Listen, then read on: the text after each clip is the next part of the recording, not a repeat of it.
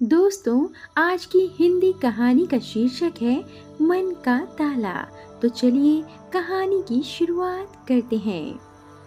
हर माँ बाप का सपना होता है कि उनके बच्चे खूब पढ़े लिखे अच्छी नौकरी पाएं। रंजन ने बीए पास करने के साथ एक नौकरी भी ढूंढ ली ताकि वह अपनी आगे की पढ़ाई का खर्चा खुद उठा सके। उसकी बहन स्नेहा ने इस साल इंटर की परीक्षा दी थी। दोनों की आयु में 3 वर्ष का अंतर था। स्नेहा 20 बरस की हुई थी और रंजन 23 का हुआ था। माँ हमेशा से सोचती आई थी कि बेटी की शादी से पहले बेटी के हाथ पीले कर दें तो अच्छा है। माँ की यह इच्छा जानने पर रंजन ने माँ को समझाया कि आजकल के समय में लड़की का पढ़ना उतना ही ज़रूरी है जितना लड़के का। सच तो यह है कि आजकल लड़के पढ़ी लिखी और नौकरी करती लड़की से शादी करना चाहते हैं। उसने समझाया, मैं अभी जो भी कमाता हूँ वह मेरी और स्नेहा की आगे की पढ़ाई के लिए काफ़ी है। आप अभी स्नेहा की शादी की चिंता ना करें। रंजन ने स्नेहा को कॉलेज में दाखिला दिलवा दिया और पढ़ाई में भी उसकी मदद करता रहता। कठिनाई केवल एक बात की थी और वह थी स्नेहा का जिद्दी स्वभाव। बचपन में तो ठीक था, भाई उसकी हर बात मानता था, पर अब बड़ी होने पर माँ को उसका जिद्दी होना ठीक नहीं लगता, क्योंकि वह हर बात हर काम अपनी मर्जी अपने ढंग से करना चाहती थी। पढ़ाई और नौकरी के चलते अब रंजन ने बहुत अच्छी नौकरी ढूंढ ली थी। स्नेहा का कॉलेज खत्म होते उसने अपनी जान पहचान से स्नेहा की नौकरी का जुगाड़ कर दिया था। माँ ने जब दोबारा स्नेहा की शादी की बात शुरू की तो रंजन ने आश्वासन दिया कि अभी उसे नौकरी शुरू करने दें और वह अवश्य स्नेहा के लिए योग्य वर ढूंढने का प्रयास करेगा। इसके साथ ही उसने माँ को बताया कि वह अपने ऑफिस की एक लड़की को पसंद करता है और उससे जल्दी शादी भी करना चाहता है, क्योंकि उसके माता पिता उसके लिए लड़का ढूंढ रहे हैं। माँ यह सब सुनकर घबरा गई कि पति को कैसे यह बात बताई जाए। आज तक उनकी बिरादरी में विवाह माता पिता द्वारा तय किए जाते रहे थे। रंजन ने पिता को सारी बात खुद बताना ठीक समझा। लड़की की पिता को पूरी जानकारी दी, पर यह नहीं बताया कि माँ को सारी बात पता है। पिता खुश हुए पर कहा, अपना निर्णय वे कल बताएंगे। अगले दिन जब पिता ने अपने कमरे से आवाज दी तो वहां पहुंच रंजन ने माँ को भी वहीं पाया। हैरानी की बात कि बिना लड़की को देखे, बिना उसके परिवार के बारे में जाने, पिता ने कहा, ठीक है, तुम खुश तो हम खुश। यह बात रंजन ने बाद में जानी कि पिता की जान पहचान के एक ऑफिसर जो उसी के ऑफिस में ही थे से वे सब जानकारी ले चुके थे। एक समय इस ऑफिसर के भाई वे रंजन के पिता इकट्ठे पड़े थे। ऑफिसर ने बहाने से लड़की को बुलाया था कुछ काम समझाने के लिए।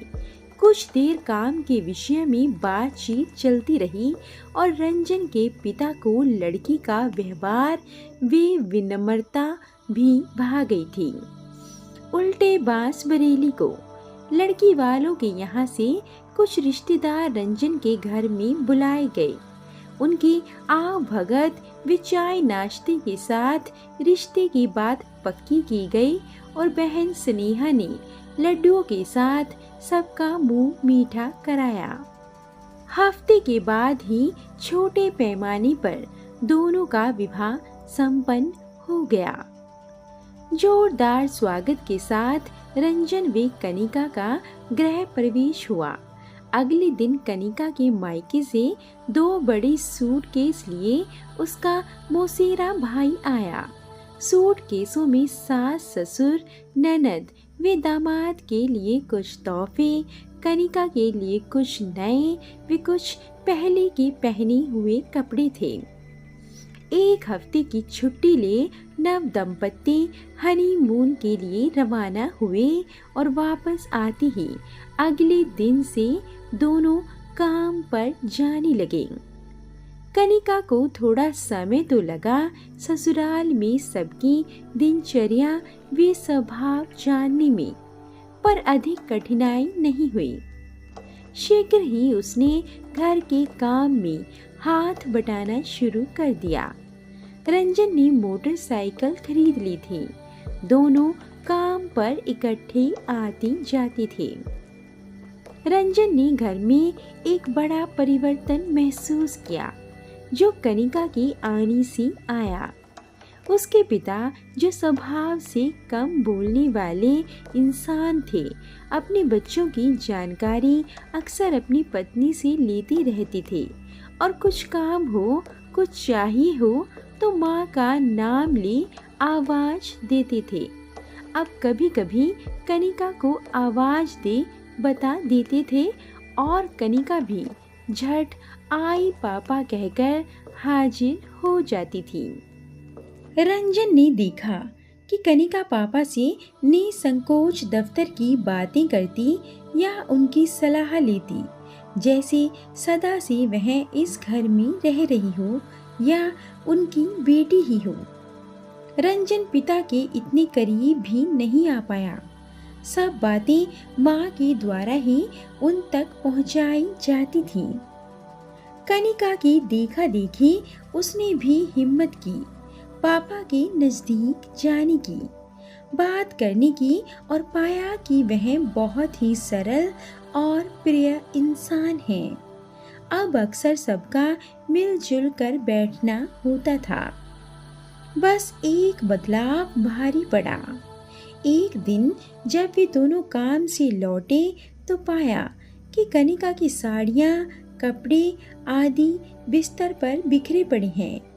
कनिका कपड़े तह कर वापस अलमारी में रख जब माँ का हाथ बटाने रसोई में आई तो पूछा, माँ आप कुछ ढूंढ रही थी मेरे कमरे में? नहीं तो क्या हुआ? माँ ने जवाब दिया। कनिका ने जब बताया तो माँ को समझते देर न लगी कि यह स्नेहा का काम है। स्नेहा जब काम से लौटी तो कनिका की साड़ी व ज्वेलरी पहनी थी। माँ ने जब उसे समझाने की कोशिश की तो वह साड़ी बदल ज्वेलरी उतार गुस्से से भाभी के बेड पर पटक आई और कई दिन तक भाई भाभी से अनबोली रही। फिर एक सुबह जब कनिका तैयार हो साड़ी के साथ का मैचिंग नेकलेस ढूंढ रही थी तो देर होने के कारण रंजन ने शोर मचा दिया और कई बार मोटरसाइकिल का हॉर्न बजा दिया। कनिका जल्दी से पहुंची और देर लगने का कारण बताया। शाम को स्नेहा ने नेकलेस उतारकर माँ को थमाया कनिका को लौटाने के लिए। हद हो गई, निकाला खुद और लौटाई माँ? रंजन के मुंह से निकला। ऐसा जब 1-2 बार और हुआ तो माँ ने कनिका को अलमारी में ताला लगाकर रखने को कहा, पर उसने कहा कि वह ऐसा नहीं करना चाहती। तब माँ ने रंजन से कहा कि वह चाहती है कि स्नेहा को चीज मांग कर लेने की आदत हो, ना कि हत्याने की। माँ के समझाने पर रंजन रोज ऑफिस जाते समय ताला लगा चाबी माँ को थमा जाता। अब तो स्नेहा का अनबोलापन क्रोध में बदल गया। इसी बीच कनिका ने अपनी मायके की रिश्तेदारी में एक अच्छे लड़के का स्नेहा के साथ विवाह का सुझाव दिया। रंजन कनिका लड़के वालों के घर जा सब जानकारी ले आए और बाद में विचार कर उन्हें अपने घर आने का निमंत्रण दिया ताकि वे सब भी उनका घर रहन सहन देख लें और लड़का लड़की एक दूसरे से मिल लें। कनिका ने हल्के गुलाबी रंग की साड़ी और मैचिंग ज्वेलरी निकाल स्नेहा को उस दिन पहनने को दी, जो उसने गुस्से में लेने से इनकार कर दिया। बाद में रंजन के बहुत कहने पर पहन ली। रिश्ते की बात बन गई और शीघ्र शादी की तारीख भी तय हो गई। कनिका वे रंजन माँ और पापा के साथ शादी की तैयारी में जुट गए। सब कुछ बहुत अच्छे से हो गया, पर जिद्दी स्नेहा विदाई के समय भाभी के गले नहीं मिली। स्नेहा के ससुराल में सब बहुत अच्छे थे। घर में सास ससुर, पति सोहम और बहन सिया, जिसने इसी वर्ष ड्रेस डिजाइनिंग का कोर्स शुरू किया था। बस यही 4 लोग ही थे। सिया भाभी का बहुत ध्यान रखती थी और माँ का काम में हाथ बटाती थी। स्नेहा ने ना कोई काम मायके में किया था और ना ही ससुराल में करने की सोच रही थी। एक दिन सिया ने भाभी से कहा कि उसके कॉलेज में कुछ कार्यक्रम है और वह साड़ी पहनकर जाना चाहती है। उसने बहुत विनम्र भाव से स्नेहा से कोई भी साड़ी जो ठीक लगी मांगी। स्नेहा ने साड़ी तो दे दी, पर उसे यह सब अच्छा नहीं लगा। सिया ने कार्यक्रम से लौटकर ठीक से साड़ी तह लगा भाभी को धन्यवाद सहित लौटा दी और बताया कि उसकी सहेलियों को साड़ी बहुत पसंद आई। स्नेहा को एकाएक ध्यान आया कि कैसे वह अपनी भाभी की चीजें इस्तेमाल कर कितनी लापरवाही से लौटाती थी। कहीं ननद फिर कोई चीज ना मांग बैठे, इस इरादे से स्नेहा ने अलमारी में ताला लगा दिया और चाबी छिपा कर रख ली। एक दिन शाम जब स्नेहा पति के साथ घूमने जाने के लिए तैयार होने के लिए अलमारी से साड़ी निकाल फिर ताला लगाने लगी, तो सोहम ने पूछा, ताला क्यों? जवाब मिला, वह किसी को अपनी चीजें इस्तेमाल करने के लिए नहीं देना चाहती। सोहम ने समझाया, मम्मी उसकी चीजें नहीं लेंगी। स्नेहा ने कहा, सिया तो मांग लेगी। अगले हफ्ते स्नेहा को 1 सप्ताह के लिए मायके जाना था। उसने सूटकेस तैयार कर अपनी अलमारी में ताला लगा दिया। सास को ये सब अच्छा नहीं लगा। सब तो घर के ही सदस्य हैं, बाहर का कोई इनके कमरे में जाता नहीं, पर वे चुप ही रहीं।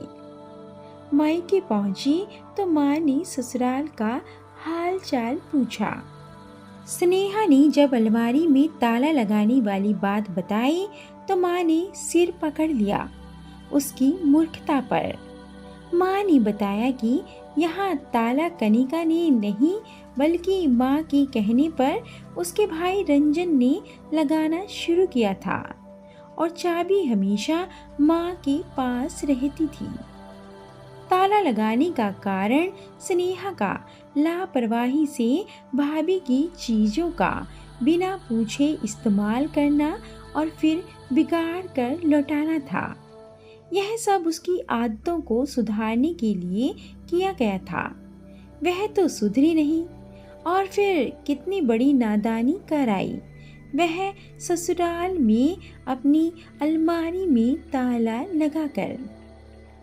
माँ ने समझाया कि चीजों से कहीं ऊपर है एक दूसरे पर विश्वास, प्यार और नम्रता। ससुराल में अपनी जगह बनाने के लिए और प्यार पाने के लिए ज़रूरी है प्यार विमान देना। स्नेहा की दोपहर तो सोच में डूबी, पर शाम को जैसे ही भाई भाभी नौकरी से घर लौटे, उसने भाभी को गले लगाया। भाभी ने सोचा शायद काफ़ी दिनों बाद आई है इसलिए ऐसा हुआ, पर वास्तविकता कुछ और थी। स्नेहा ने देखा यहाँ अलमारी में कोई ताला नहीं लगा हुआ। वह भी शीघ्र ससुराल वापस जा ताले को हटा मन का ताला खोलना चाहती है ताकि अपनी भूल को सुधार सके, सबकी चहेती बन सके जैसी भाभी है यहाँ। एक हफ्ता मायके में रहे उसने बारीकी से हर बात को देखा, समझा और जाना कि शादी के बाद ससुराल में सुख पाने का मूल मंत्र है सबको अपना समझना, बड़ों को आदर मान देना और जिम्मेदारियों को सहज निभाना। इतना कठिन तो नहीं है ये सब।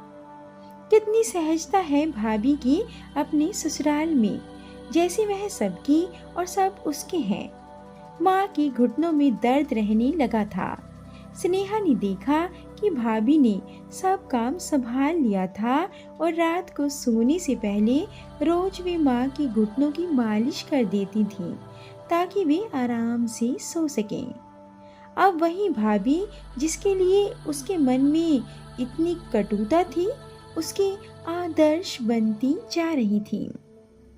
एक दिन जब कनिका और रंजन को ऑफिस से आने में देर हो गई, तब जल्दी कपड़े बदल कनिका रसोई में पहुंची तो पाया रात का खाना तैयार था। माँ से पता चला कि खाना आज स्नेहा ने बनाया है। यह बात दूसरी थी कि सब निर्देश माँ देती रही थी। स्नेहा को अच्छा लगा जब सबने खाने की तारीफ की। कनिका ने ऑफिस से देर से आने का कारण बताया। वह और रंजन बाजार गए थे। उन्होंने वे सब चीजें सबको दिखाई जो स्नेहा के ससुराल वालों के लिए खरीदी गई थी। इस इतवार दामाद जी स्नेहा को निभाने आ रहे थे। खुशी के आंसुओं के साथ स्नेहा ने भाई भाभी को गले लगाया और धन्यवाद दिया।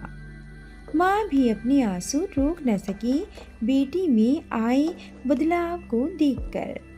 स्नेहा ससुराल लौटी एक नई उमंग के साथ, एक नए इरादे से, जिसे वह सबको खुश रखने का प्रयत्न करेगी और सबका प्यार पाएगी, विशेषकर सोहम का। स्नेहा ने पाया कि उसकी सास हर किसी से उसकी तारीफ करती हैं, ननद उसकी हर काम में सहायता करती हैं और कभी कभी प्यार से भाभी जान बुलाती है। ससुर फूले नहीं समाते कि घर में अच्छी बहू आई और सोहम तो स्नेहा पर प्यार लुटाता नहीं थकता। स्नेहा बहुत खुश थी कि जैसे उसने बहुत बड़ा किला फतह कर लिया हो, एक छोटे से हथियार से, प्यार का हथियार। दोस्तों, कहानी कैसी लगी आप कमेंट करके ज़रूर बताएं और ऐसी अधिक कहानियों के लिए वीडियो को लाइक, शेयर और चैनल को सब्सक्राइब करना ना भूलें। धन्यवाद।